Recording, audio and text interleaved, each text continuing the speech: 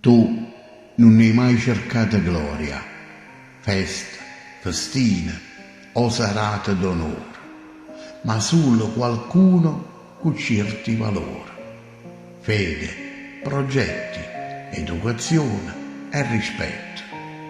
Tu non hai mai pretese ricchezze, oro, brillante, gioielle e bellezze, ma solo qualcuno che ti resse certezze, due mani gentili per qualche carezza.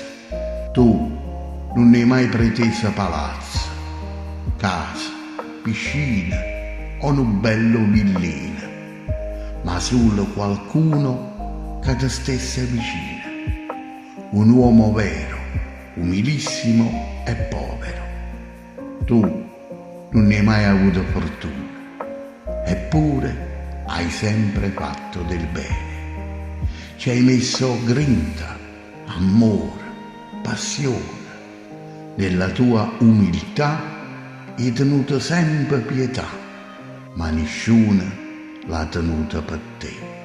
Mentre tu eri una brava figlia, spesso stu sbagli l'ha fatta pure la famiglia. Ma così che la voglia e dolcezza e carezza t'hanno fatta carè rinda tristezza.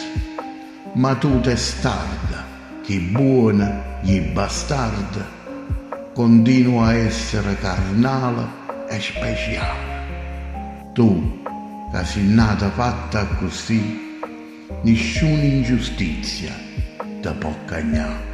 Tu, che volessi essere amata e vuoi bene così, ti meritassi ogni cosa, ma non è così.